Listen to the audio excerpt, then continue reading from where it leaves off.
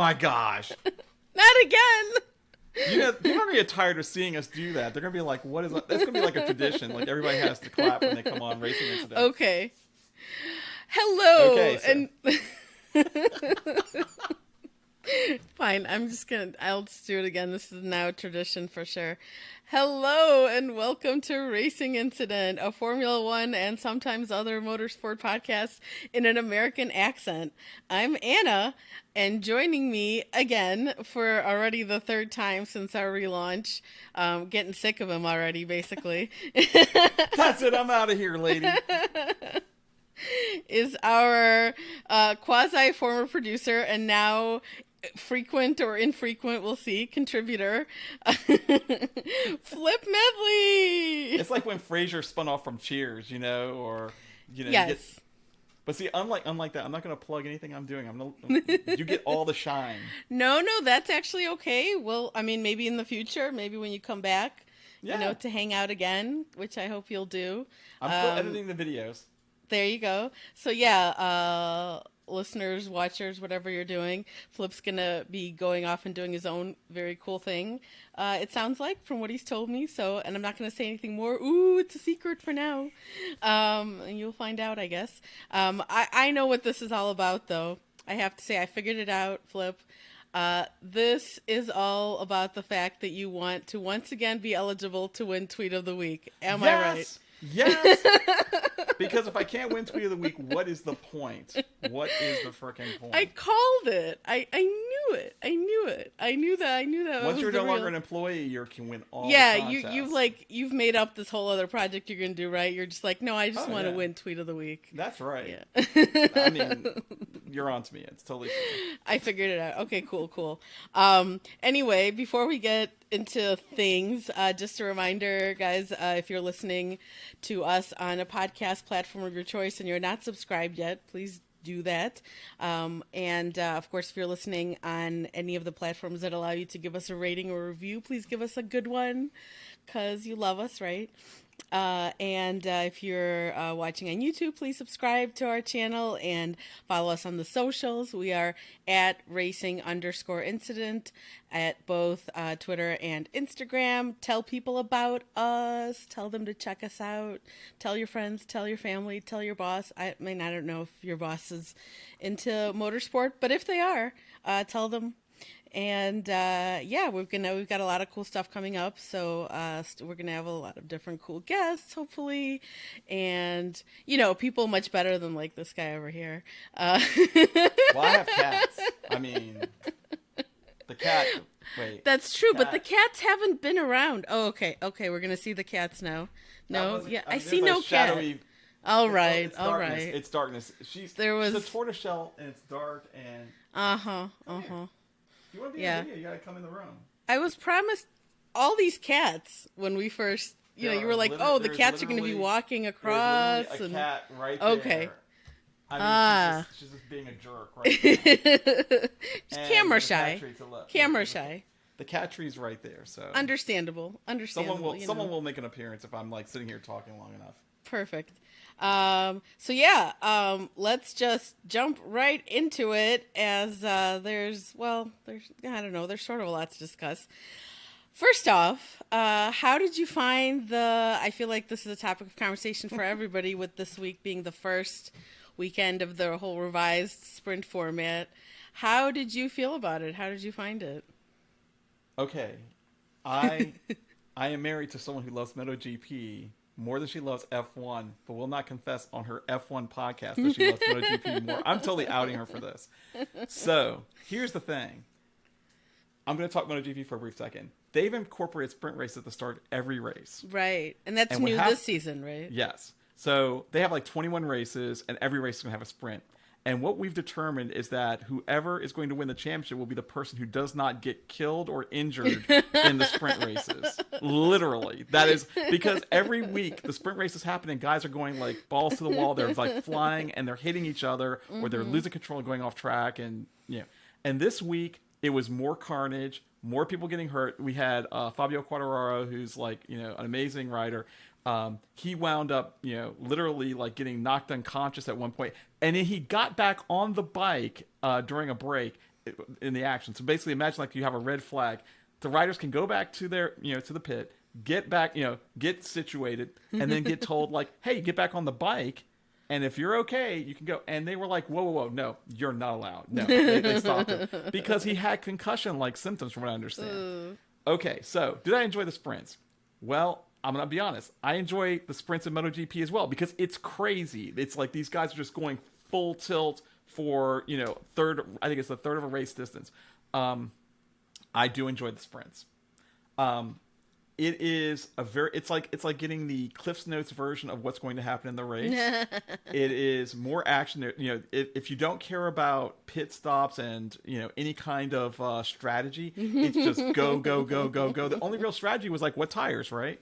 Yeah, I liked it. That's a long-winded way to say I liked it. Yeah. But I feel guilty about that, if that makes sense. Because it's just carnage, right? Like there's a little like all the times Formula One people have mocked NASCAR, like, oh, you're just watching for the crashes. I feel like we're becoming the people who enjoy like the chaos and the carnage.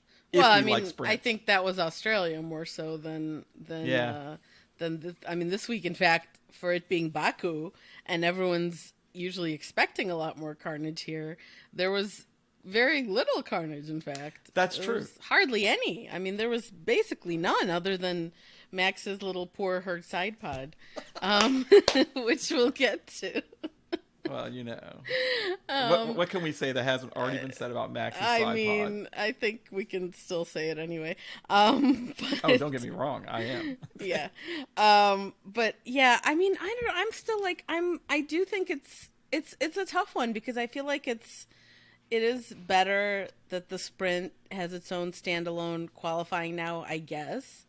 And that, that it was, that it doesn't affect, that the qualifying for the Grand Prix is separate. I do think that's kind of more correct and, maybe more the way it should be.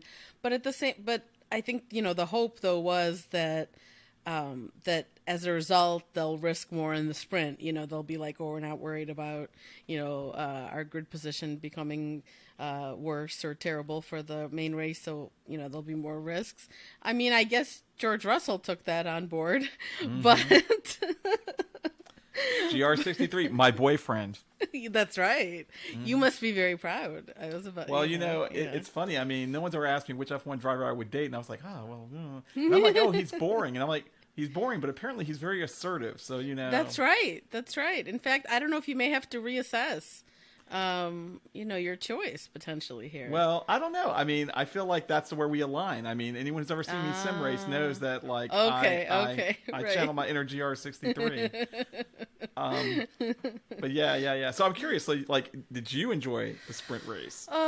Yeah, it's, I mean, yes and no. Like, I have, like, I'm looking at it also as, like, the whole weekend, The sprint by itself, I guess it's fine. I mean, it was definitely more, of course, it's more interesting to watch things that matter rather than a practice, sure. But I have to say, like, I can't believe I'm saying this as a newer fan who's supposed to be more like whatever, and let's put, fire-breathing dragons on the circuit and, whatever else. And, I'm supposed to be one of these, like, DTS fans, right? Who's, like, willing to, have whatever happen. I felt like it was everything was so hectic and so rushed, like that kind of, I was like a little like, and here I'm sitting at home watching this. I'm not having to put a car together or to drive this car or do anything. And I was like stressed out, and I'm like, I can't imagine what it was like which is why, Tim's boyfriend Yuki, I was very impressed by him being like, he said when I know it was one of his post-race interviews, he was like, I really think the team and the mechanics and everyone, like people, this weekend was so hard for everyone and everyone did such a great job. I was like, oh, Yuki, that's my boy. Like he's very young to already, have the right kind of attitude. You don't see that a lot from a lot of the other younger drivers. Not even Yuki, because was it? Yeah, I think he got roasted. Was it in his first year for yelling about how the car was a piece of extra Right, deleted. right, And yeah. Franz Toast was like, "Look, you can't say that. There are people whose livelihoods are tied to like working on this, I mean, and you're basically yeah. so Yuki like the cursing, He's the matured a ranting. lot. Yeah, but I think to some degree it's because he's also in a put up or shut up situation now, right? Because Honda Yeah. is out of there with Red Bull, so Yeah. Red Bull and I was gonna say Toro Rosso and AlphaTauri don't need him. They could be Right. like, well, Yeah. you're a Honda baby. We don't need you anymore. And until Yeah. Honda has a team in F1, Who well, good knows? luck They with could that. come back still, you know. There is They're, talk of that for 2026, yeah, but that's I right. think That's right. I forget if they were going to be an engine supplier, or if they were actually looking at a team. But I don't think either one has materialized. But Yeah, at least not that we, I don't know if there, I can't remember if there's, I don't think there's like or if there is a deadline, I don't think it's passed or whatever. I think you could still, if you're somebody that wants to get in, can get in. But, yeah, so I was like, yeah, Yuki, but like, so, but I felt that again, like, I'm not sure I like that aspect of it. And again, I mean, it was exciting, I guess, to have everything be meaningful and every session be. But I almost was concerned that, like, that was negatively affecting, like, some of the stuff, like what Yuki was saying. Like, I was, because I'm always like, I'm a mom and I'm always worried about people. And I was like, but I will tell you what I did like about this whole format, and that was when on Thursday they were asking the drivers in the press conference about it. Of course, how do you feel about the new format and everything, and everyone generally is like, yeah, it's fine, whatever, we should try new things, it's cool, but more than one driver mentioned the fact that the sprint qualifying would be so early in the morning. no time to party. Also, the temperatures will be lower. No, they weren't even. Well, yeah, that's right. But like, no, they were not talking about the temperatures at all. I got the sense, or in fact, partying. Because I mean, I think realistically, nobody is doing. Maybe on the Sunday when the race is over. But like not. No. I mean, they do have to be pretty serious, right? And get enough sleep and whatever. Right. But they were like, more than one person mentioned like, well, I got to get up real early and I have to make sure. And Carlos Sainz was all like, I have to make sure I do a really good job with, I guess, my warm up and my whole whatever race routine and all this stuff. And I was like, wow, like I had never considered this as being a factor. Like, to me, that was just comical, and I liked that aspect of it. Now I'm imagining for the future ones that there's going to be 5 more of these this season. And now all I can think of is the fact that, like, when they happen again, I'm going to be like, all right, who was like on the struggle bus this morning, like trying to wake up. And with Miami coming up, you can only hope that like someone will be like, there'll be like photos of like Leclerc on the beach in Miami, like partying. Yeah, I don't see him. Well, I don't know. Maybe if I were him, I'd be there partying because, like, Well, yeah. there's. What was it? What was it? Was it last year? I think it was when they went to Miami. Pierre Gasly hung out with like Michael Jordan. Oh yeah. He had a whole like dinner with him. Yeah. Which he maybe said maybe they compared hairstyles. Pierre's like, I'm thinking about going home, and Michael's like, no, he did the George Costanza, like, no, man, live while you can. Yeah. You've got 2, maybe 3 years left. Yeah, that was actually really cute because like Pierre he was set, and he even said in one of his, when they did one of their recent like little videos, they asked him if they'd ever been starstruck by anyone, and Pierre said Michael Jordan. So I was like, oh, that's cute. Well, I mean, I think I probably, well, I don't know. I don't get starstruck by really anyone, so I'm a weird. Well, yeah, but you're like a real journalist, whereas like I'm the guy who like we were in New York for Comic-Con, and Stan Lee was like at our hotel, and I saw him at breakfast one morning, and like Grace is sitting there, and I'm like, hey, she's like, that's Stan Lee, and I'm like Stan Lee, and I'm like turned total like melting fanboy, and she was just like, I am so ashamed of you. It was great. Well, I mean, she married you. She knew what she was getting into. Oh yeah. I have no sympathy. Yeah, but I think it's interesting because I think that it will be fascinating to see what happens to these drivers as they wind up dealing with Miami and Vegas on the calendar, and you got Monaco, which many of them live there now, right? So Right. like, Right. so I'm like, what does it take to like really like break them down? Because they have, I mean, they are for the most part young men who are extremely wealthy, who are at the height of a profession in motorsport where they are celebrities. DTS has certainly made some of them celebrities, even more so than they ever probably expected to be. Yeah. And they're walking down the streets, and I mean, what was it? Leclerc has like people like ringing his doorbell asking for autographs Right. all the time. Which is, yeah, that's still really sad and bad. But again, I Mad do stand stalkerish. by the fact that like, again, he probably feels like, I mean, he's from there, he's lived there like his whole life, so to him it feels like a normal situation to be there and be not, and like he's like, I'm just at my house, but like it's almost like he doesn't realize he's Charles Leclerc.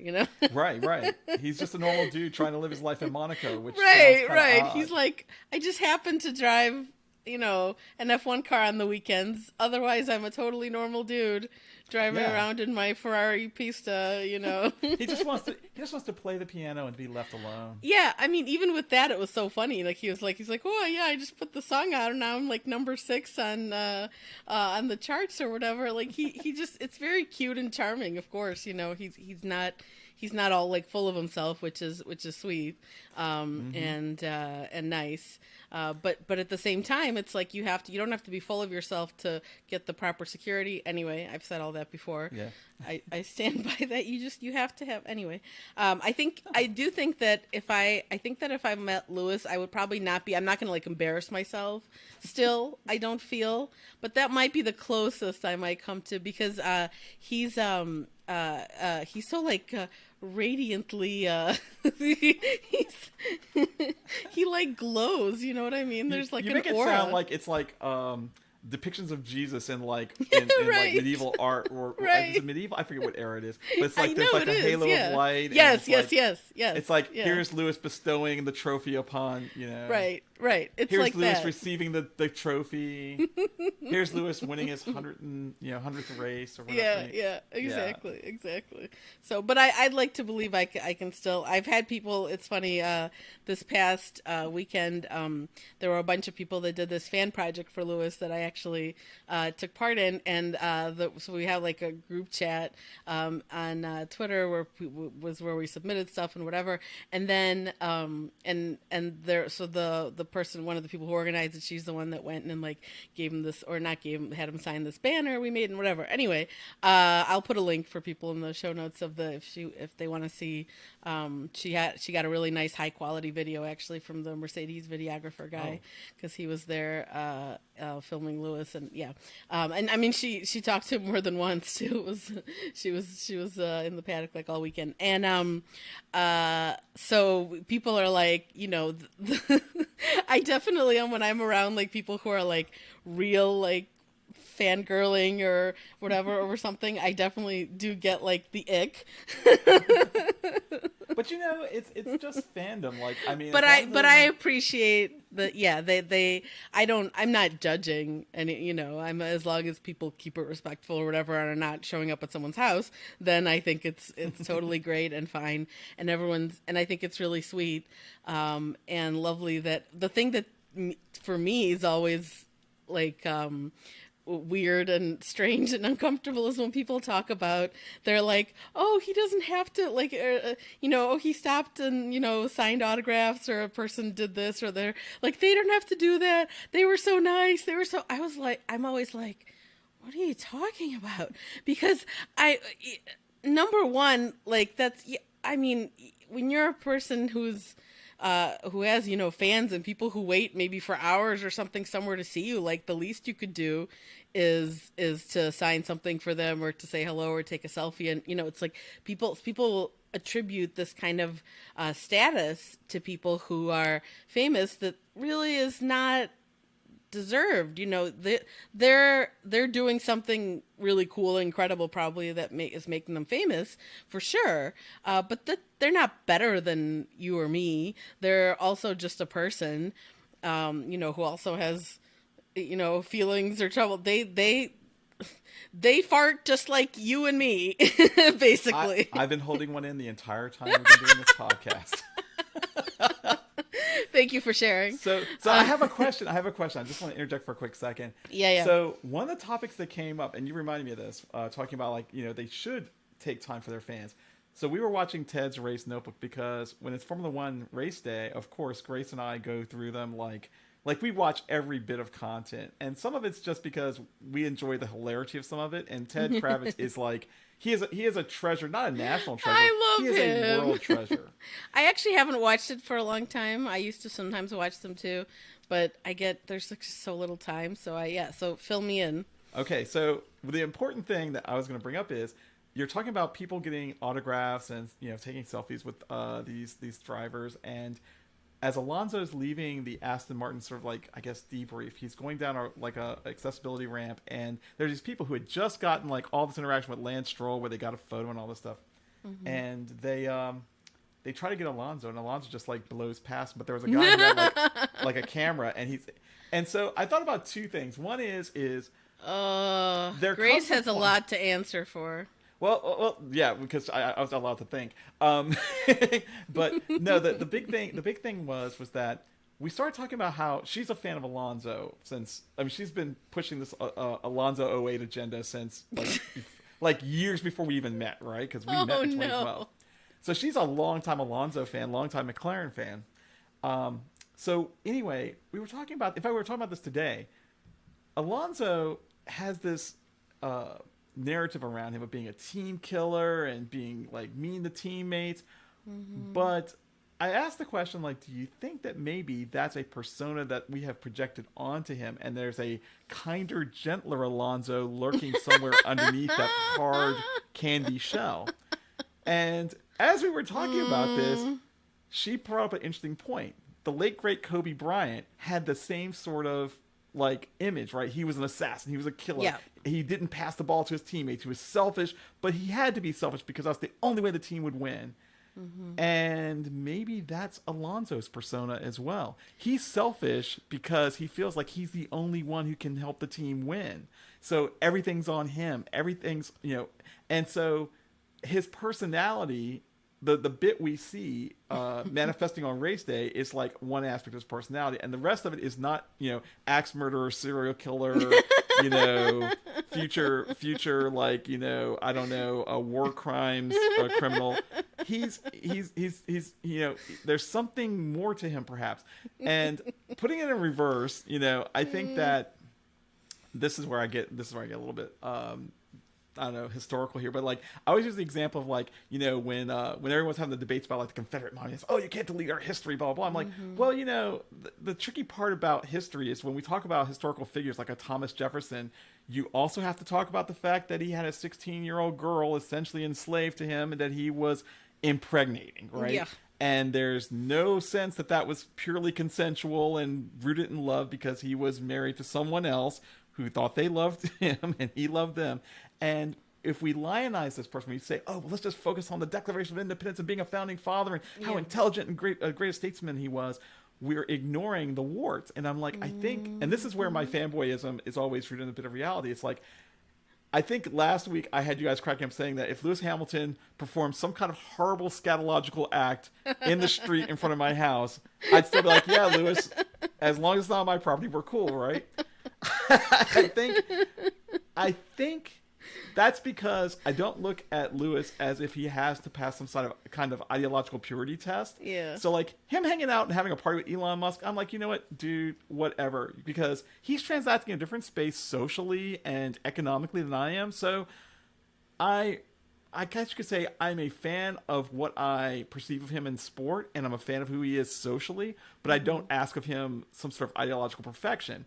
And so I thought, what if we find out Alonso's like, taking in orphans and like because I'm listening during the race. Oh my god, it's funny you say that because I feel like I saw some kind of comment, like I don't know if any of this is true, but somebody made some Alonso fan who of course like hates Lewis, it was on some like Instagram post about something, I forget if it was an Aston Martin thing or some, they were like it might have been on the, it might have been on the whole thing about Lewis going to see his brother in BTCC and how how it's cool that like he didn't draw attention to himself and didn't post about it like while he was there, or didn't, and his brother didn't even know, and he was just like there incognito and whatever, and so people are like, oh, but he's talking about it now. People are like, no, but it's after the fact. And then they were like, well, Alonso, like somebody, I saw some comment about it, they were like, Alonso does something, and it was something about like African kids or something, I swear to God. I don't know if this is true. I will say the brand, his Kimoa is actually like all sustainable, whatever, also. So like he's, but that's very likely to also be like a business decision. It's like this is like Return of the Jedi. They're gonna pull his helmet off and reveal like an old withered Darth Vader without his helmet face, and that's what's underneath Alonso's like actual, like beneath his face is the face of Darth Vader with no helmet, because he's like a nice guy who's like old, wizened, and miserable, but he just wants to see the next generation succeed. I mean, or maybe he's a jerk. We don't know. I think that it's pretty safe to say, like, again, jerk or not a jerk is a subjective, characterization that depends on the context, right? If I'm, hanging out with Alonso at a dinner and like, or at an event or so whatever, do I think he's a jerk? No, I probably think he's, nice and fun, and he'll smile, and, we could like have a drink together, whatever. It's not like, but do I think that he's a good person? No, I don't, because of it's demonstrably true that he's not, because of the things he has said and done, and he tried to blackmail his own team for Christ's sake. Like, there's just there's a million examples, like, in people. And I find it really interesting always, and people, of course, bring this up a lot. Like, when you look at the fact that he's done all these things, he's acted like such a dickhead so many times, but he is still, his reputation in Formula One and in motorsport is still, excellent, really, because of the fact, just by virtue of, and that I do have a tough time with that, because, imagine if Lewis, or even someone who maybe isn't the only black driver, I don't know, someone else like would do all these dickhead things and be, but especially Lewis, like it would just never work. It would like, that would, Lewis can't even post about going to see his brother after the fact at a race, without people being like, oh, he's drawing attention to himself or whatever. But I think there is gosh, see, I have these conversations all the time with my wife, so she's going to be like, you're stealing my content from my pod. Well, too bad, you're not here. Okay, so one of the things we've talked about is how Lewis kind of defies the model of what a race car driver is. I'm sure you've seen the memes where they're like, back when real men drove cars. They always have like James Hunt. It looks like an old like Conan the Barbarian type of thing, where it's like, there's a supermodel hanging off him. He's got like a cigarette and a beer, and he looks like he's like... and that's Alonso! That's Alonso! But see, here's the thing. Part of the reason I think these people hate Lewis is because he's winning and he's not doing it the way they think he ought to be doing. Right. He's not conducting himself the way they think someone should socially, or in terms of like how he talks, or anything he's not about the toxic masculinity, and that's what they want. Correct. And that's what they want. Because that would validate every model they've ever had of how a man or a race car driver should be. And I get it, right? Like, and that's why those people love Alonso, love Max, love, that's what they... I told you. I know. But you know how Alonso's always saying all these nice things about Max. That's what my podcast is going to be about, is getting the Alonso fans and the Max fans to recognize that there can only be one Sith Lord. And it can either be Max or it can be Fernando. It can't be both. Both of them cannot exist at the same time and get equal shine. So one of them must strike down the other, and that's it. We can either have the Spanish Armada or the Orange Army. You can't have both because really, in fact, you know what the most hurtful thing that could happen to them would be is if Lewis retired. And here's why that would be genius in a sense from a social perspective, because Alonso fans and Max fans would have no one else to hate but each other. And I don't know why I'm making this weird hand gesture, but but I think this is now officially the gesture that means Max and Fernando in combat. And I'm just going. I don't know. Stop. I mean, I guess we'll see. But I think I don't know if Lewis is going to retire before Alonso, so I don't know if we'll see that come to fruition. But did you see the things where Alonso said he wouldn't mind being teammates with Lewis? Yeah, that's hilarious. That is what that's hilarious about. To me. He's well, like, yeah, he wants another crack at it. Yeah, exactly. I mean, obviously, he. I mean, people make these jokes like that. People say that Lewis's fans say that Lewis lives in his head rent free, but come on, he totally does. You know, like he it's beat a him fact. while he tied him as a rookie.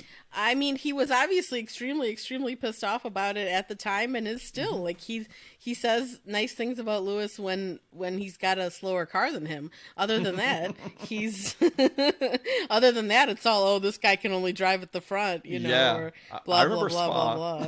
Yeah, exactly. So, but Max. Okay, but getting back to the weekend, yeah, I'm still like It's okay. I guess I'm willing to see how other ones go.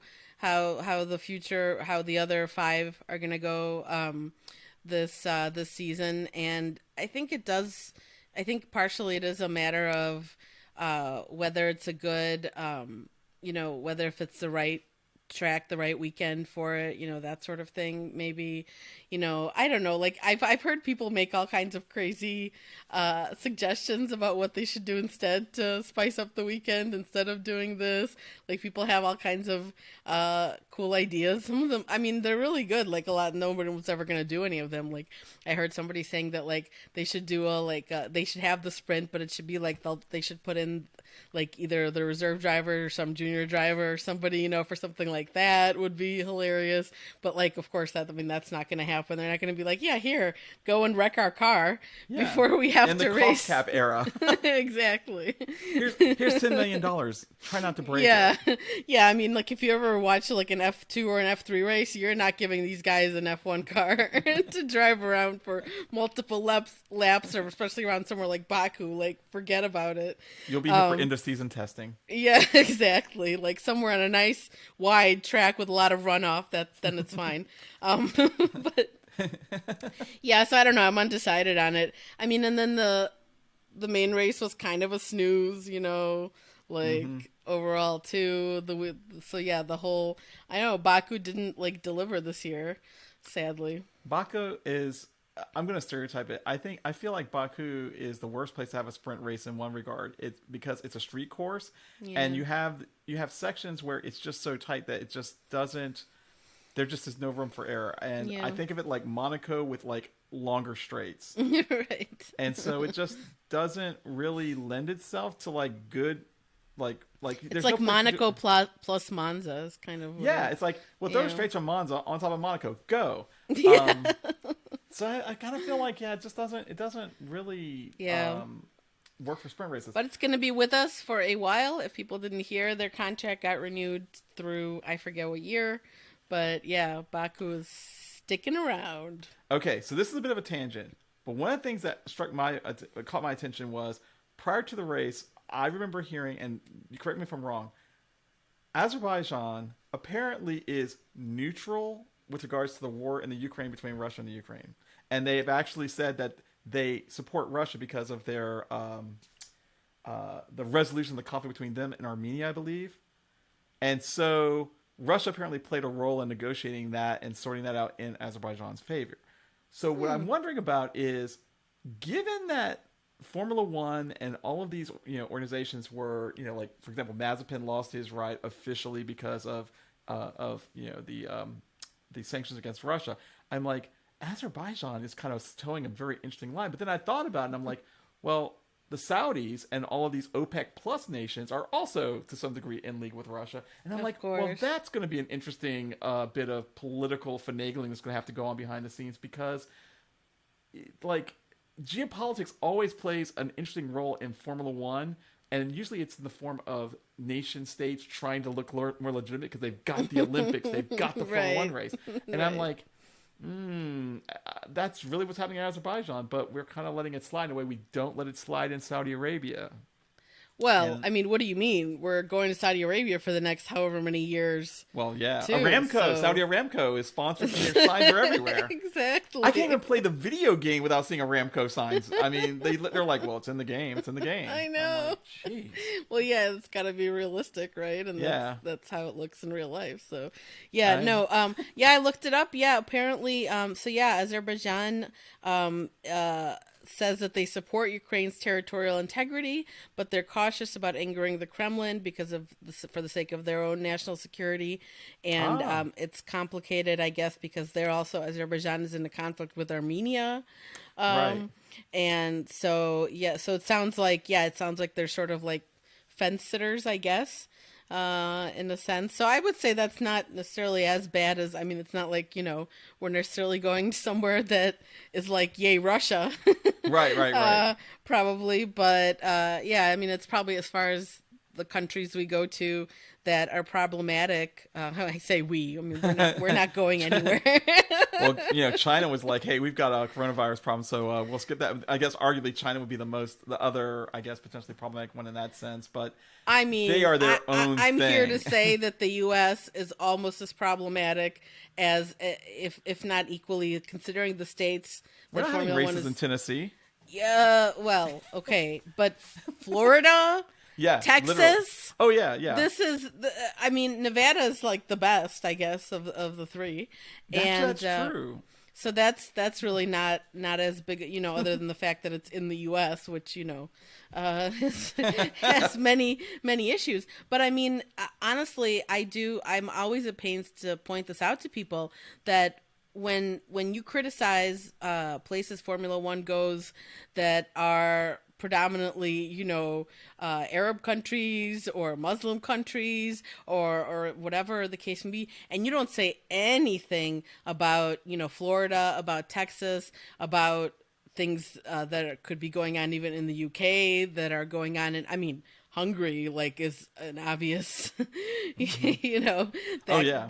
there's a Turkey. dictator in Hungary. I mean, Turkey, there's a lot of, same type of situation, similar type of situation. If you're not saying anything about the countries where there are white English-speaking people or whatever the case may be, then you need to take a good, long, hard look at yourself and at how you're, judging these other countries.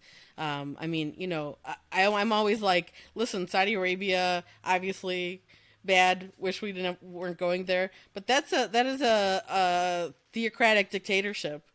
Okay, the people there don't have a say. Now, maybe they agree. Maybe a lot of them agree with the government as well. But in the U.S., we ostensibly have a democracy, and yet we still have these states that Formula One is racing in specifically that are some of the worst in terms of now human rights in the United States. So just reminding everyone again before we go to Miami next week. I was going to say, it's not like people were taking a knee at Formula One races or NFL games because people weren't being executed in the streets. Exactly. By law enforcement. So yeah.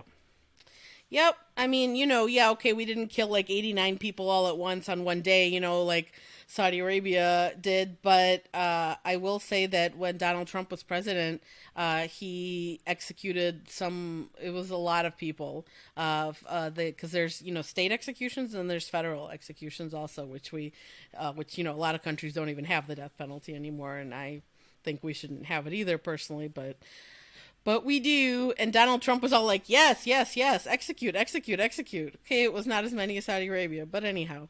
Um, so, Way to tie that topic together. yeah. But, and then something else that I was like starting to be concerned about this weekend is that, and some of the drivers talked about this, especially Checo was talking about it in, I think, the post-race press conference. And other drivers have talked about that it is already harder to follow this season than it was last season, they're saying. And so, I mean, I'm like deeply concerned that other than the fact that we've got super dominant Red Bull and everyone else is just like, what do we do? Seeming like it's going to be possibly a couple years even, or who knows, before maybe anyone can really challenge them. Hopefully it won't be that long, but we don't know. But now there's this too. Like, I'm like, oh no. Are these, are these new regulations not actually all they were cracked up to be? Like, I'm worried. I was wondering if it's related to you raise the floor, it creates a different. Obviously it must be that, yeah. But there was also like some interesting stuff, like Sam Collins, I think on I guess he's on F1 TV. Yeah, he is. He brought up the fact that like the rear wing designs were kind of getting very intriguing and kind of dancing around the rules with the way they were creating this sort of like spoon shape on the lower plane of the wing, and I just thought to myself like. Yeah, the end plates used to be the parts that would be of concern, and I noticed that the way they're handling the curves of those what basically is now part of the wing structure is a little bit different. Yeah. And I'm just like, hey, you know what? It's all so complex that like I, as a layperson who just follows the sport, I don't think that there's any way for me to like look and go like, oh yeah, it's the Framostat that's doing it. but it totally seems like the people who are paid to be the experts, the Albert Fabregas, the Scarbs, the Sam Collins, those guys are doing this analysis week in and week out, and it seems like what's being settled on is that the innovation in aero is going to create more disturbance because everyone's like trying to find a way to get like more downforce without like jacking up their drag. Right. And I'm like, oh, if that's the case, because have you noticed that? Okay, this is I'm forgetting if this is old school or not, but on the preceding generation of the turbo hybrid era cars, if you looked at the floors, especially on the Mercedes, Sam Collins had a statement. He called the little wing pieces that were sticking up vertically sticky uppy bits. Yeah, right. Which to me is like the funniest name for it. That's right? the technical term. Yeah. Exactly. So I was thinking like, okay, well that was an interesting way to generate like shape the airflow and to kind of like play with generating downforce of the floor. I noticed that now they're doing all kinds of tricks on those floor edges because they did the thing with that little string of carbon, and they're like, look, our floor extends to this limit. But I also noticed that like they're now sculpting all these interesting shapes into the floor edges, and McLaren did that this weekend. So I'm thinking, between that and all of the skirting the rules with the wing designs, creating those like those bowl or spoon shaped, I guess structures in the lower wing. They probably are finding ways to create disruptive airflow. Yeah, I don't know. It's like I'm so torn. Like I really, really, really, really still love F1 above all else. But then I look at like IndyCar, which is ostensibly a spec series. Like for people that don't understand, it's a spec series, in the sense that everyone has the same chassis and the same kind of like aero kit and whatever. But there are still a lot of. There are still a lot of modifications and things they can do. Setup. There's like so much stuff still. Even though it's sort of, it's the same, if you think about like F2 or F3 or things, there's things they can do there as well. But yeah, so when I look at F1 and I'm like this, and this past race, one had to be up very early for, even for me in the central time zone in the U.S. People on the West Coast, I don't know what they did. Maybe they just didn't go to bed. Yeah, maybe. But that's only going to work if you're, out having a good time or something, maybe. And then you get otherwise, I would personally, at least me, at my not as old age as yours, but getting there, I'm already like, I would like fall asleep. Like, I'm not going to make it. Like, I tried to make it for Australia last season. This season, I was like, I'm not going to try. Like, what's the point? I made it like last time I fell asleep like halfway through. And so it's like it's getting to the point, and it's only my like third season, or whatever. But because things are getting a bit dull in a sense with the lack of competitiveness, of other teams and whatever, that I'm like, I don't know if I need to get up to watch it live anymore. I'll watch it later. I don't think I'm at the point where like I'm not going to watch it at all and just watch like highlights or something. But I don't know. Like I could see that happening and it freaks me out because I'm like, I still care, of course, but it's like also like we were told, okay, this season there's not going to be an exciting battle at the front, fine, but there's going to be all these battles in the midfield, and the midfield's going to be so exciting and interesting. But so far, they're screwing the pooch in the midfield, like with Alpine having no points this past weekend, with, Haas just doing whatever, like I don't know what's going on over there exactly. And, McLaren's updates kind of worked, but, it's still, things are still not great. I don't know, in the upper midfield, I guess we have like Aston and Mercedes. And Ferrari. Well, you're right. I mean, they did. They Ferrari. I think Ferrari outperformed. Let's see, where did Carlos Sainz finish? I forget now. Oh, not very well. Right, because I was going to say Leclerc got podium third. Oh, Carlos got got bodied this weekend. It was sort of scary and embarrassing for him. I mean, I think it's premature to say anything like that, Ferrari's going to be like, get the hell out of here, but they might be like, you're the number 2 now. Well, I think that's kind of always sort of been clear, like whether they never admit it and whatever, but it's like everyone knows. Yeah.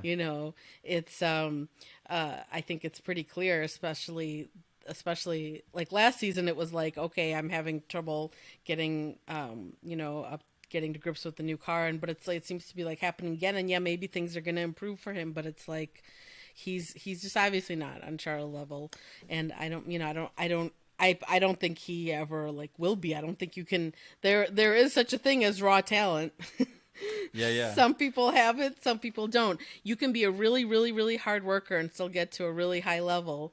If you're, and Carlos he's renowned for that, being like very smart, very, dedicated, very, like trying to get the most out of. But at the end of the day, there's just something, that little extra magic that some people are going to have in any sport.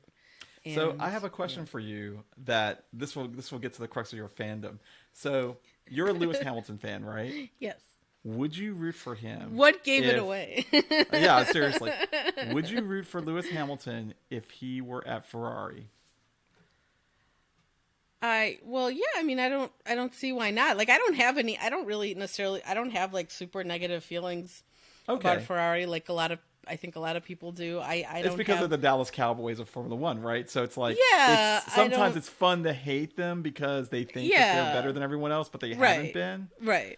But like, I think I've told you, I have the same problem. Like, I like the drivers. I actually like the team principal, Fred Vasseur. I like Binotto. Me too. Yeah. So it's funny because I like the people, but the best way I can put it is, I don't hate Ferrari. I hate Ferrari fans. I don't even mind them. I don't think that much. Like some of them are, a bit obnoxious, whatever, but you could say that about like any, what makes you, hate Ferrari fans? I think maybe it's not hate. Maybe I don't hate them. Maybe I just want them to let go of that narcotic. Because there's a meme that's just not going to happen. I'm gonna come back to my baseball thing that I talked about last week.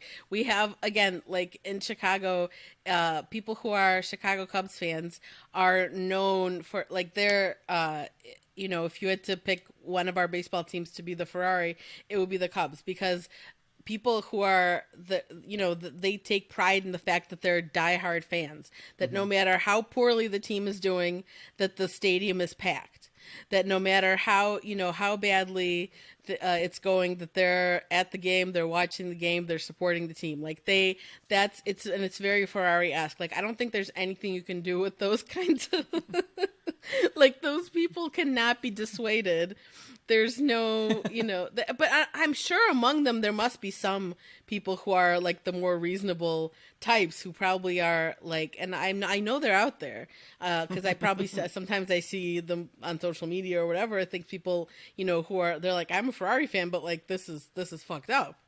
Right. I mean, look at Charles. Poor Charles. He's so depressed. Like, and that's why, it's like this. It's like this again. Yeah, it's always like this. Like you could see him like I watched, all the, I watched the post-race press conference and all his, like, they're asking him, like, they're trying to give him an opportunity to say, yeah, things are going better. We're on the, and he was not having it because he's like, no, things aren't better. So I have a second question for you. So to kind of follow up on the Hamilton Ferrari thing. So there were all these things showing like, Mercedes could court Leclerc to be the backup plan if Hamilton retired, which I think Leclerc to Mercedes would create something that I actually am watching the midfield for, because you mentioned also like watching racing, there's not a lot going on. I am here for maximum intra-team messiness. And let me give you my canonical list, my perfect list of things that would make the sport way more entertaining in sort of a WWE kind of way.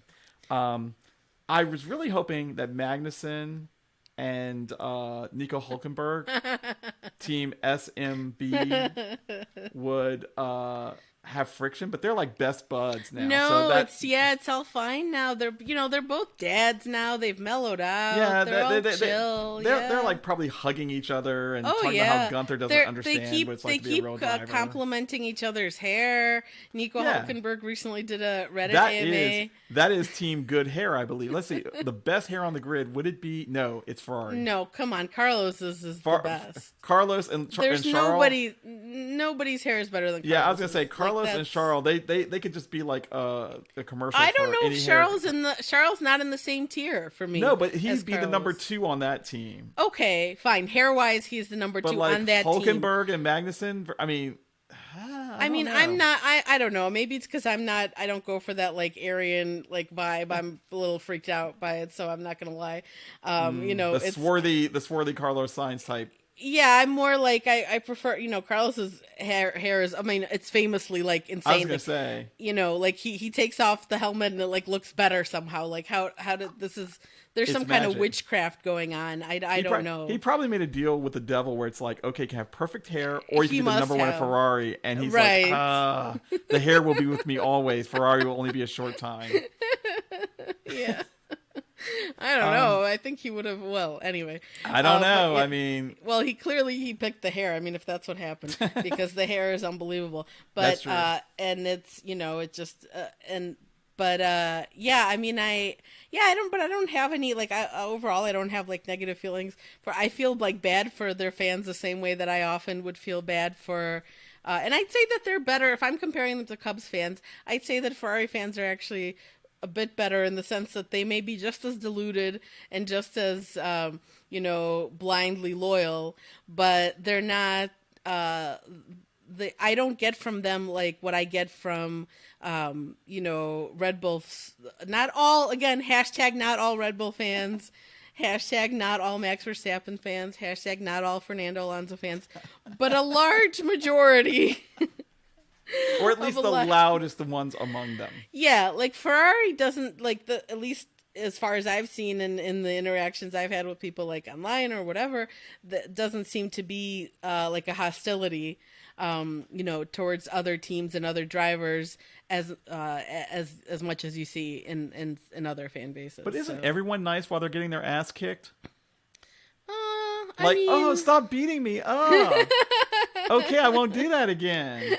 I'm sorry, Mr. Red Bull, Mr. Mercedes. I won't. Actually, Mr. Mercedes is a Stephen King thing that is way. It's if you do not want to, Mr. Mercedes, whatever you do, don't watch it if you're not into horror. Oh, okay. No, I like horror. Well, I mean, Oh, well, in that I don't know case. if I'm. Yeah, I mean, I don't have. I'm not like a necessarily a connoisseur, but I'm a. Oh. Yeah, I enjoy horror. I'm not as good at. My husband is the one he's like, it's amazing if we watch a scary movie. Like I'm the one, like I'll actually be scared and I'll whatever. To him, it's like nothing. Like it's like because he's like he's been watching these movies since he was like Same definitely here. way too young to be watching them. Yeah. My parents took me to the theater to see Jaws when it came out. I was not Okay. old enough to see Jaws. Yeah, no. Yeah, so it's So, like he's like desensitized completely and he just has no like and he'll do that like he'll like jump scare me before there's even anything and I'm like, "Stop." yeah, Grace would sue me for spousal abuse if I did that. Oh, yeah. It's man, Justifiably so. Yeah.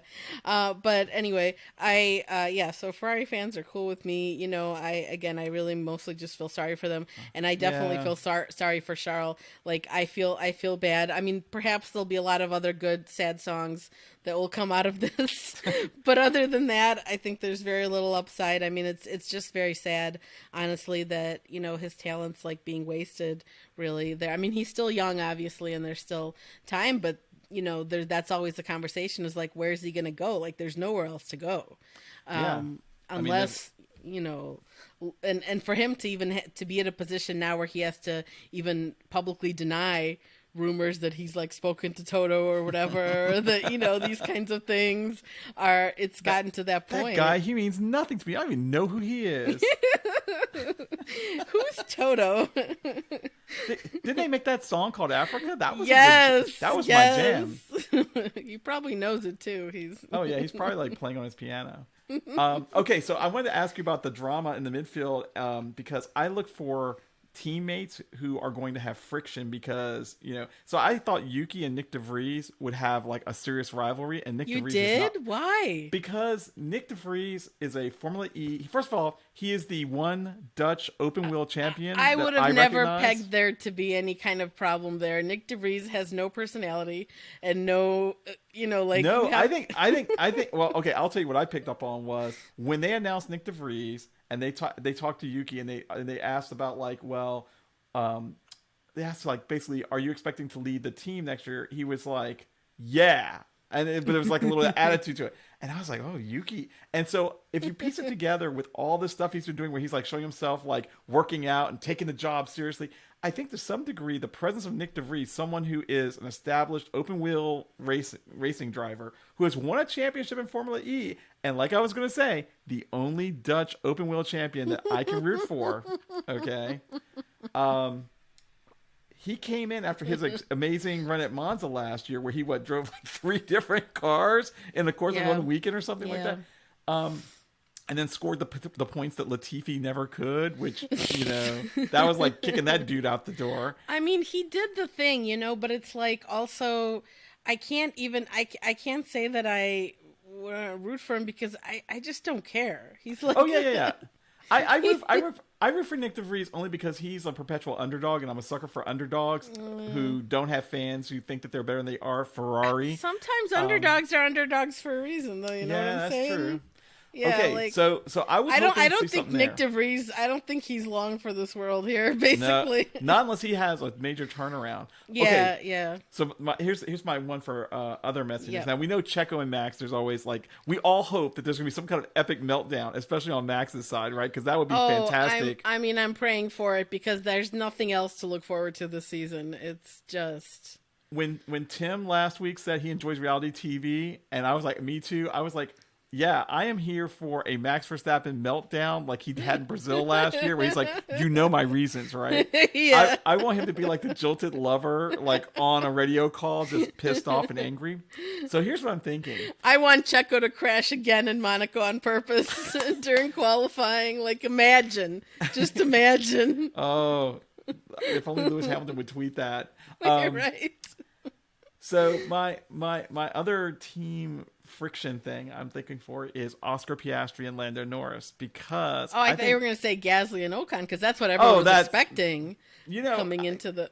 I mean, so far you can't have friction when you're just, you know, fucking it up all the time. Yeah, But, Pierre I mean, Gasly. they did crash into each other, but then they were like under penalty of death, forced to make that video And it was whatever, Gasly's so, fault. I'd like to point out yeah. that they, yeah. I I'm mean, just, I think it was I am, more his I fault, think I'm going yeah. to come across as like the most anti-Gasly person. I totally like him. It's just that I've been casting shade on his hairline and saying he's at fault. But I am Team SD Bestie, and Oh. and the reason I'm Team SD Bestie, in case I have not mentioned this before, is because he comes from a much more modest background, and his family sacrificed Yeah. everything for him to race. Yeah. And that's the same story that Hamilton has. And so if I'm a sucker for that on the Hamilton side, then Same. you know, I'm all about like the guys, you know, rising above their station, like Alexander Sure. Hamilton in the musical, rise up, Ocon. Yeah. Um, there's a musical reference into this pod for no reason at all. Yeah, but same with Alex Albon. Like that's why. Yeah. Well, he also- Albon comes from major money. Like his family has a moat around their house in Thailand, from what I've heard. So Oh, really? yeah, so they're Yeah, not. but They're did they have? But there was that, like, there was his that mom, period. I like- mean, his mom had to go to prison, and like they didn't have like he. I mean, it's I don't know if Yeah. they have all that money. Then why was he ever in danger of ever not being able to race? I remember him talking I don't about think he that they has didn't like have Mazepin money. I think they've got Okay, I think they've got like so it's just not enough. Lando Norris type money. Yeah, not enough money to No, bribe Lando some- Norris type money is a lot of money. I mean, he was Yeah. the joke about Lando was always that he was like a pay driver that also happened to be good. Yeah, Like, yeah. That was always the joke about him. Which I have to say, I don't think we're gonna see Lando and Oscar seem very chummy. I mean, obviously, again, it's easy to do maybe when the car sucks, and Yeah. but also they seem very. I mean, we have to remember they're like what Oscar's like a year younger than Lando. Like they're basically the same age, so I feel like there's already I don't know if they don't have necessarily I think a ton in common, but it's already kind of more chill that they're the same age basically, and that they're I think they seem to get on pretty well together. And but Oscar I think is doing a great job, which we haven't really talked much about, but I'm like on the Oscar Piastri bandwagon, to be honest. Same here. I want to see Lando humbled. I'm not gonna lie. It's probably not gonna happen this season, or whatever. I mean, he is a rookie, but like I'm kind of wanting that to happen, because Lando I have like a love-hate relationship with. I mean, I don't hate him, whatever. Hate is a strong word. I probably would only reserve that for certain drivers. But I don't feel that I don't feel that way about Lando. But Lando's just like he's just like a clueless rich boy. He's a space cadet. He's a good driver, obviously. I think Lando is the type of person that he's very funny and jokey and kind of silly in his initial persona, and he's kind of we've seen more of the killer in him.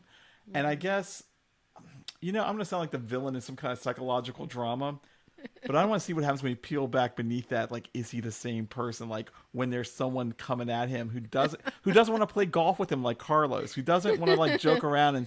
I don't think Oscar's much of a golfer, so I don't think he's. That's what I mean. Like, he and Carlos had like a really good friendship. Well, they that still transcended the are. competition. They still are friends. Yeah. Carlando was a thing, but Yeah.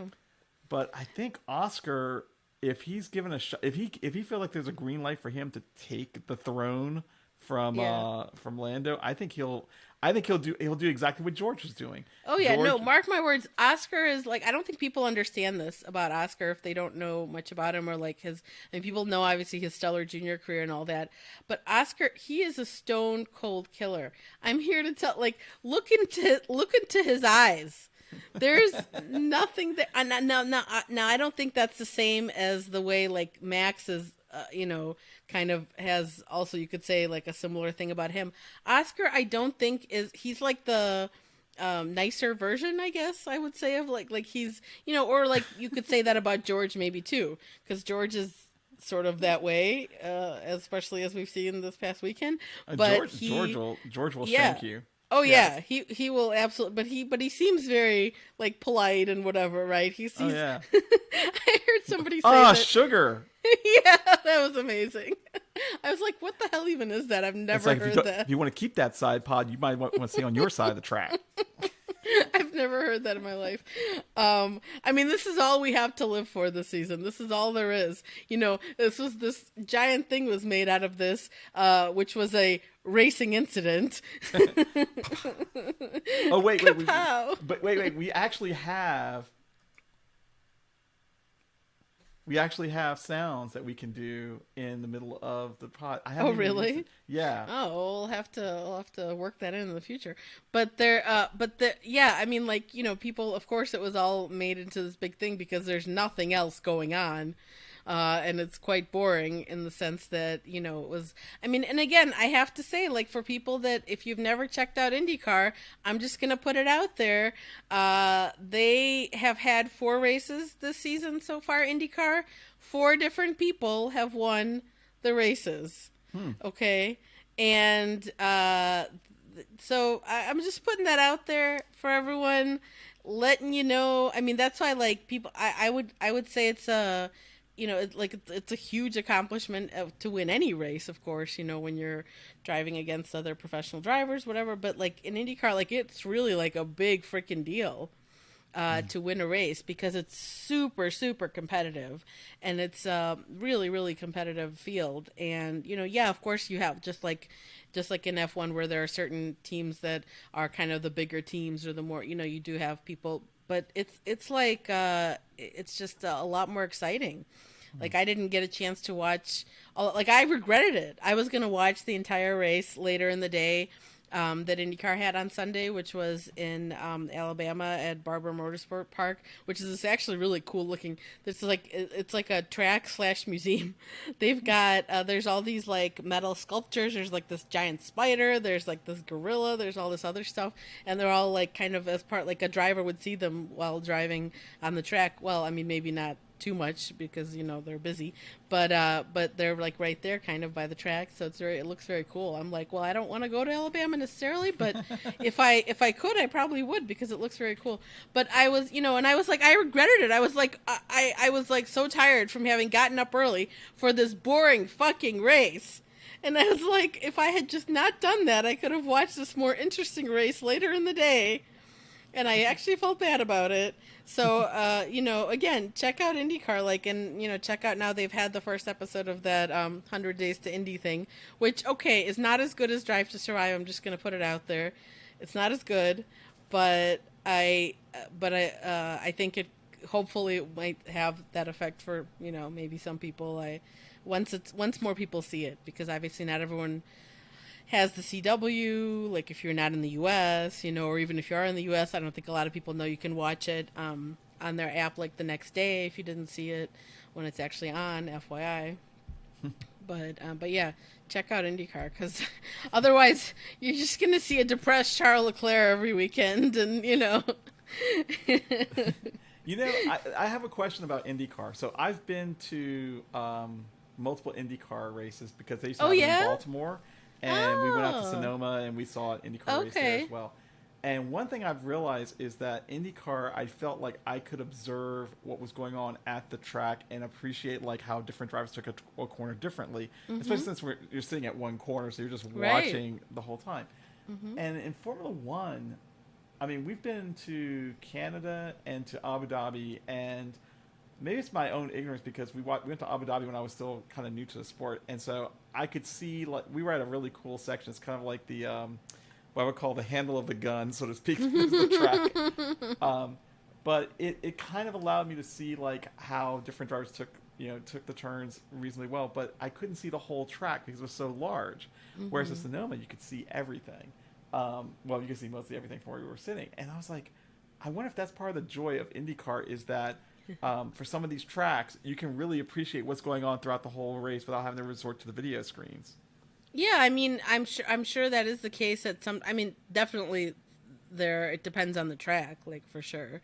There are some, but yeah, there's especially at like when they, of course, IndyCar goes to they have street courses, they have road courses, which are the purpose-built tracks, and then they have ovals, obviously, and then there's the one big super speedway, obviously at IMS. Now you can't see you're gonna see people, but people have their favorite places to sit there. But there, it's like that's a whole other ball of wax because you can always they have a whole thing like you can you know what's going on, and you can also listen, like there's like a radio thing anyway. I have a question for you about this. So Formula One used to recognize the Indianapolis 500 as Right. how do you think that, given that Liberty Media is, U.S. based, do you think they would ever take Formula One back to Indianapolis? Because Yeah, I mean, I there's a lot of people that wish that they would, and actually, I wish they would because that would be proximity. I could drive, yeah. But at the same time, I'm like, I don't. At the same time, I'm like, I don't care one way or the other because I'm gonna hopefully be going to. There's an IndyCar race in Wisconsin that is not that far from me. It's like 2 hours away, and I think it's actually. Indianapolis is technically a little further, not a lot. So, I mean, yeah, I should probably try to go to the Indy 500 too. But then I feel I don't know what to do for that. There's like the Indy 500 is, if people don't know, it's literally the whole month of May is like about the Indy 500. There's so much stuff, and there's all these different days, and there's it's a religion. Over there, and it's religion and IndyCar in general, which is kind of yeah. Yeah, they all talk about like all these people, all these guys from like Europe and whatever, all that they only had to do 1 season or 2 seasons in IndyCar before they're like, yeah, the month of May. I mean, if people don't know, like last season Marcus Ericsson won the Indy 500. You may remember him from Formula One.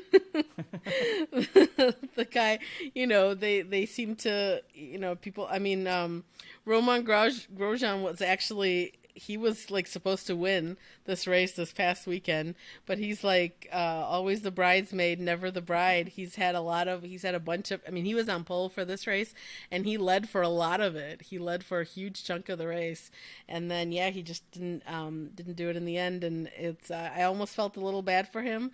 I don't really have warm feelings for him necessarily overall. Okay, that's a horrible pun. Warm feelings for Grosjean. Okay, I didn't mean it that way. Obviously, I'm glad he didn't die. I mean, he's got like 3 kids. That's a very low bar. I'm glad he didn't die. Yeah. Wouldn't wish death on him. Just losing. No. Yeah. No, I mean, I don't know. He's like a lot of, I mean, I don't know. He's like, racing drivers are, a particular type of person, right? And even though there is obviously some variation among them, and maybe about how they present themselves publicly, but to me, like that huge ego and that like, what often accompanies it is this feeling of being aggrieved at like, the way that their career goes or whatever, things that happen. Like, I find that all like super off-putting. I'm not into it. I'm like, I get it. Listen, I could talk about my own life and things that I, and be really aggrieved and pissed off. But I'm not like these people who are making, millions of dollars and who've had, I don't want to hear it from you, to be honest. I don't care. I was actually like, there was this amazing photo of Grosjean at last year's Miami Grand Prix. He was there as like, I don't know, he was like serving drinks or something. I mean, okay, I don't know what he was actually doing, but he was, and there was a picture of him sitting in the Mercedes hospitality and he looked so forlorn and like sad. And I genuinely believe he's loving being an IndyCar. He's very, very happy. He's got all this respect and everything, and he's done incredibly well there overall. He still hasn't won one, but like, again, he was supposed to, like, it almost happened this past weekend. So, but anyway, he's living his best life now in Miami. He's got like this, like one of those ridiculous, like Lamborghini SUV things that's like green. Oh, the Urus. It's like a lime green. Exactly. And I'm like, okay, I'm good for you, man. Whatever. So, yeah. And he's a huge fan favorite in IndyCar. So yeah, I saw the meme of the little kid who, it's like, I think McLaughlin won the race and right. The kid would not give him a fist bump because he's a Grosjean fan. And I was like, now, that's the type of saltiness we need more of in sports, where little kids are like, Yeah, they all get along too well. Also in IndyCar, it's like for some people who, if you're if you want the drama, there is less of it. Sort of. I mean, it happens still. There is. But they're also very nice. We noticed that with MotoGP as well. After the race, actually, great.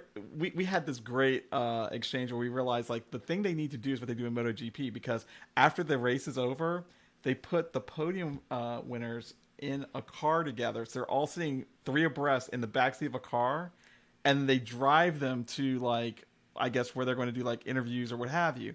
So they put a camera in there with them, so you see them just talking to each other, like, "Oh yeah, hey man, oh my god, like the cool down room. he was like such a jerk in turn 3. Oh my god," and you can hear them just being themselves. But it's like watching like a bunch of kids in the back of like the family station wagon, right? Like, and I'm just like, oh my gosh, like this is the coolest thing. And I was like thinking, what 3 drivers would you love to see put in the back of a car and forced to like go on like a 2-hour road trip together? Oh wow, I don't know. Because my immediate thought was Max, Lewis, and Fernando. Oh god, yeah. But I wouldn't wish that on Lewis. No, I wouldn't exactly. I would feel bad about that. I don't know. Okay. Very quickly before we get into some ridiculous amount of time of doing the show, which we've said we're not going to do. I know, we're already like 14 minutes past an hour. I know. Okay. All right. So very quickly, as far as news this week, there's not a ton of stuff. I just want to say goodbye, Franz Tost. Next season, obviously it's not till next season, but don't let the door hit your bony old ass on the way out. I don't really have, I mean, I appreciate, I actually think he's, overall, I think he's like, I do really appreciate the fact that he nurtures young drivers the way he does. So I do, like that aspect. And of course he's, been in charge of that team for the longest time, and he's nurtured a lot of young talents and whatever, and I will always be grateful for his love and care of Tim's boyfriend Yuki. We'll always appreciate him for that. But he definitely is he's one of these like old school guys who thinks that drivers should be like James Hunt, because last season when they were complaining about porpoising and that they were like in pain and all this, he was like too fucking bad. Like in the press conference, he was like, it's driving a race car is hard. Like, suck it up, bitches. It was basically like that sort of attitude. And I get the sense he's, because he's of that generation, that I think is probably more like along those lines of, and men are supposed to be tough. James Hunt wasn't even the way they think James Hunt is, because I remember someone pointing out, like, so it's like, we shouldn't slander James Hunt's name just because other people are holding him, like people who are being jerks are holding him up as a standard. But yeah, for sure. But like outwardly, especially in the public persona and the, with the supermodels and everything, obviously. And yeah, like that's the other thing that there were people this past weekend that were like, oh, wouldn't it have been cool if like Max and George were like started like punching each other or whatever stuff. Like, I'm like, listen, this is why you cannot have an all male space. Like, it's just bad. It's bad, and it's bad. Because like there are definitely people, and there's always and there are people, like recently there were some people that were talking about how like, oh, I wish Lewis had like just gone completely crazy after Abu Dhabi 2021 or whatever, or had just been like, not necessarily like getting violent, but saying that like that he should have just said everything that was on his mind and whatever and all this stuff. And I'm just like, this is what I mean, you know how like people say that, I mean that's kind of equally as offensive when people will say like a guy, like a single guy living in an apartment, they're like, this could use a woman's touch or whatever. Like that stuff's stupid too. But like Formula One is these guys already, there's too much testosterone here already. Not that that's what makes you a man necessarily, but like, I mean, I'm sorry, like you cannot. It's just very, very icky. I would say it's old school definitions of manliness kind of lingering in a way that, I mean, think about it. Like Ferrari keeps, like Ferrari has multiple reasons for doing this, but like they kept Leclerc from doing his own fashion brand. And one of the things I always hear people saying is, you need to focus on driving, not so much on the fashion and the music. Yeah. But then here's Lewis doing fashion and music and winning 7 championships, and they go, well, he's got the fastest car. Well, so did Valtteri Bottas, right? Exactly. So did Nico Rosberg. And Rosberg only got 1 out of all the championships, so, yeah. And then had to retire because that was he had reached that because he was feared that he was not going to be able to compete. Yeah, it was going to be a no. So yeah, but anyway, Franz Tost, bye. Hope you have a nice retire. I mean, you got to believe he's going to like retire. He's like right? 76 years old. He's really old. He's almost that age where he could run for president in this country. Franz, don't get any ideas, please. Not that you can run because you're not a citizen, but I would consider voting for him, though. Tragically, I can't run for the same reason. Well, I am a citizen, but you have to be a natural-born citizen. Mm-hmm. Remember, Arnold was going to try to change that, and I was That's like, true. yes, then I could run. No, I mean, not that I'm, Well, wouldn't you vote for me over Franz Tost? Yeah, I guess so. I guess so. Well, oh my okay, God. so let me tell you, because I don't really know your policies. Like Franz Tost, I think it would be suck it up, sure America. Sure you do. I'm pretty far to the left.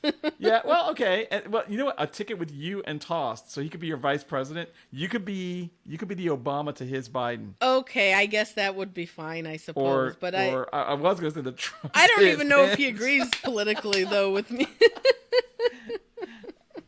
But that's the beauty of it. You have someone who goes hard left. You have someone who goes hard right. He's like, we will have racing drivers who are not wusses, and you'll be like, hey, but what's wrong? There's nothing wrong with being a wuss. And that's right, and not a wuss, but being a sensitive, caring, artful soul. Yeah, and I mean, again, people getting physically hurt last year, like, please, like that's, I mean, the fact that people were like. And the fact that people think it was funny that Christian Horner was like, fix your fucking car, that it's not. Well, I mean, listen. The delivery of that line was funny, but yes. Okay, sure. I mean, wait. We have a soundboard. I just realized this. Check this out. Wait. Wait. Oh, sweet. And we even have. Oh my god. Okay, wow. Okay, it's still going. They should have never let me know we had a soundboard. No, that was clearly a mistake. Okay, I mean, definitely going to be utilizing that in the future then. Yeah. Fabulous. I can't wait. But speaking of there being too much testosterone. Sorry.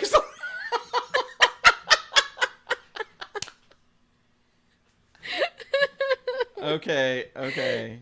You're like a kid in a candy store. I couldn't help it. It was there. I understand. Thank you. I appreciate the applause. Thank you. Taking a bow. Speaking of there being too much testosterone, just very quickly, there was this past weekend was actually also the premiere of F1 Academy, which, if people don't know, is the all-female racing series that is with the backing of F1 itself now, sort of. Whereas the W series was this thing that people outside of F1 did on their own, and then F1 did adopt them sort of in, so to speak, as far as that they raced on the same weekends as F1. Formula One Academy is fully, whatever supported, but Susie Wolf is running it. I mean, there's other people, I'm sure, running it other than her, but there's the teams that are in it, if people don't know. I mean, they have a really good website that has all the stuff about all the teams, the drivers, and the goal really is for it to be a serious series where female drivers can get experience with these high quality teams in the junior categories. So they have ART, Prema, MP Motorsport, and Roden Carlin. And I don't remember if I'm forgetting another one, but these are, teams, established teams in the junior categories who've had a lot of success and have ushered a lot of young drivers through, like George Russell was at ART. Prema, of course, is well known for for being one of the top teams in the junior categories. So yeah, and each team has 3 drivers. So they've got, yeah, and it's just this nice diverse. They're I think the only requirement is you have to be under 25, I believe, or 25 or under to be in there, because they really do want to try to get, like, if somebody can do well in F1 Academy, then hopefully the thinking is that they could then go get a seat in F3, and then et cetera, maybe they can, and this will help prepare them because obviously female drivers have raced in the junior categories, but it's always been tough for them to get funding, and they don't have the same level of preparation. But now they're with these, like, they're getting, it seems like, from all and they're killing it on social media too, by the way, which is good, because the really, really big problem is that they don't have a broadcast for these races this inaugural season. It's expected that they're going to have it next season, because they are going to be racing on the same weekends as F1 next season. For not every F1 race, they're going to have fewer races, but they'll be racing on their weekend. So presumably they'll also be, I hope, on F1 TV. That's my hope, and probably other things too. But yeah, it's a major brouhaha on social media, actually, as far as, like, their fans are extremely pissed off, because people, the thinking was that, okay, maybe they're not filming at all, or there's no like, maybe they couldn't afford it, or even though, of course, even if that were the case, it would still be extremely angering, because you're like, well, F1's backing this. They're like, how serious are they really about getting a female driver into F1 eventually, if you're not even going to broadcast these races? And it wouldn't be, and they're like, sure, they do each of their race weekends. They have 3 races, but they're only like half an hour, I think, or maybe even less. So they're short races. And, so but so people thought, like, oh, they're not filming it, or there's no, but then they started posting clips on social media of, like, and the comment, there's people doing commentary, and I'm like, what is this? And what sounds like excellent commentary to me. Like, really, they're excited. These guys, they're commenting, they're not just like, whatever, because this is a all-female, junior series that's like sub F3. They like, it was very good. I'm like, what? Why can't we get a whole race of this? It's a quality product that they just buried. It's so frustrating. It's just like a kick in the teeth. Like, that you like, that this is a women's series and we don't give a fuck, like, and I looked for an explanation. And so F1 Academy, of course, has given none, because I don't know. Well, I mean, they're part and parcel with the organization that basically suppressed them. So it's like, exactly. So I'm not. What are they gonna say? Right. Like, there's no room for them to raise their voice. No, there's not. And so, and and they're like, well, next season it's gonna. But I'm like, but this is the inaugural season. Like, you're making a statement already by kind of just, shoving them aside. Like, who cares? Like, again, what is this? Like, I have so many questions. And, in other sports, you might have people who would ask those questions of the people in charge. I looked for any explanation on any, in any reporting or anything that, and the closest I could find was on therace.com. Don't forget the hyphen. That, doing my Ed Straw impression. That it was like, it mentioned it, that there's no broadcast, and it was one of these, like, the race understands that it's something to do with, they made it sound like it was about money or about something. But again, what are these clips then that they're posting? Like, what is this? What did they have those commentators just do, like 30-second increments of, like, did they just have them like sitting like there and it's, I mean, I don't know, but it's embarrassing considering the fact that there are many, like, you can now watch, there are karting series where you can watch a broadcast with commentary. This is bigger than that. Commentary on sim racing. Exactly. Yeah, which I mean, it is a sport, no matter what Neil says. Yeah, no, I agree.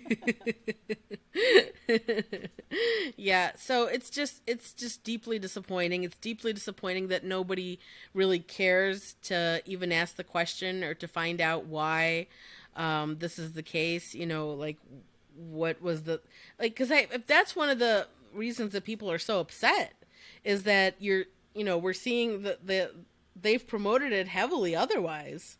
Everything is being like I said, done really like super. It's all it's slick. It's like it might as well be F1. Like you look at their social content and all the stuff that they're doing and all the like it's all extremely well done, but no broadcast. So it really sucks. It really sucks. So yeah, women racing, who cares? I care. But I know you do, and I appreciate it. There is one advantage to F1 Academy over W Series. What's that? No Caitlyn Jenner. Oh yeah, that's a big one. True. Yeah, and for people that don't know, I mean, W Series basically is like defunct. Like they're not gonna. I mean, they ran out of money last season. They couldn't even finish their season. They had like some other races to go, and they were like, "Oops, no more money." Jamie, you're the champion, which she was going to be probably anyway, but yeah. Well, for people that don't know, Jamie is actually racing in the U.S. now. She's racing in what is like the American F2, which is called Indy NXT now, as in Indy Next. Used to be called Indy Lights, so she's racing there for Andretti, and I think she's doing pretty well, all things considered, considering this is brand new to her and totally different and whatever, so... Go, Jamie, go. Okay, very quickly, I am going to, an abridged version of our best social content thing that we like to do is I'm just going to say it's all of Lewis's looks from this past weekend because they were phenomenal, amazing. Like I'm just going to say it's that stuff because like everything else I think pales in comparison. Especially, people were obviously very big fans of the last day one. It was a Tommy Hilfiger thing. And people generally love to see as much of Lewis's skin as possible, right? So he did give the fans what they wanted. With that, it was like this like thing that there were a few buttons done up at the top, but then it was kind of like so you could see the abs, you could see, everyone was very happy. It was not quite on the level of Miami last year where he was wearing that like leather thing or whatever where people died. It was lives were ended that day, I think. But it was close, and then he had like the braids down also. It was good. It was very good. So he gets the first, second, and third place on the best social content podium because you can't go wrong with that. And finally, our tweet of the week. This week it was actually I'm very happy about this one. It was in response to me tweeting that Christian came on the radio to tell Max that Checo got lucky with the safety car, which and the response was from it's at Franklin, so it's like Franklin but with an I. And he paraphrased Christian, or he or she or they, I don't know the person's gender. They paraphrased Christian. They were like, "Don't worry, you're still my big special boy." Basically is what Christian was saying to Max. I mean, we didn't. I'm fine with us not having talked a lot about that, whatever. But like, it's just so. Yeah, the way that team coddles him is just beyond. It really is something else. Like that must be nice. The only reason I'm biting my tongue is because we've gone over an hour and a half now, and I'm thinking at some point someone's like, "Really, I just want to get out of my car and stop listening to this." But I just gotta hear what they're gonna say about that Max Checo thing, and I'm like, tune in next time. Next episode. You all know how we feel. Max sucks. Like. Whatever. Checo, king of the streets. Like I'm just hoping against hope that he can keep this going as long as possible. The sliver of a chance that he could, challenge for I don't think that he's gonna sustain a championship challenge all season. What if other drivers make a concerted effort to sacrifice one car per race to just have a mild collision with Verstappen? Like, I love it. maybe he's the most hated guy, and they're all just like, yeah, I'm just gonna race him hard. Like, if he tries to lap me, I'm gonna do an Ocon and just take him out. Yeah, or wasn't that Alex who like ignored like 500,000 blue flags in I think it might have been Alex. Our angel Alex Albon. Can you believe? Well, yeah, because he is still a racing driver. Let's not forget. You know what I'm saying? Yeah. You only have Here's to respect another blue fun flags fact. if you think they can overtake you. Here's another fun fact about IndyCar, by the way, just very quickly, and then we'll let you all get out of the car or whatever you're doing. I swear. Fun fact about IndyCar: they have something like a blue flag, but they are not obligated to move over for race leaders. And it's so it's like one of those things where, like, if you want to be a nice guy, you let them by, and if you don't, you don't have to. They don't have that as a rule. Which, when I first found that out, I was like, oh my god, you've got to be kidding me. But yeah, there's a lot of cool stuff about IndyCar. Just saying, check it out. Okay, that's it. You can get out of your car. You can go do what you got to do with your day. Thank you guys for listening and or watching. As always, don't forget that you can send us an email if you have any questions, comments, or concerns. If you want to, tell us why you think Alonso maybe is a really nice guy after all. I'm just not going to believe you, and I'll delete your email. Or why Alonso is better than Verstappen, because we're going to make that happen. I love your dedication. I'm very impressed by how far you're willing to take this. I mean, it's not hard to push something that you really believe. True.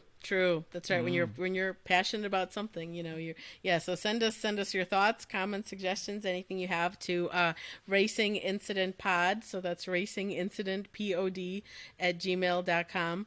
And we'll be happy to, again, I'm going to ignore it if it's, about something about Alonso being nice. Fair warning.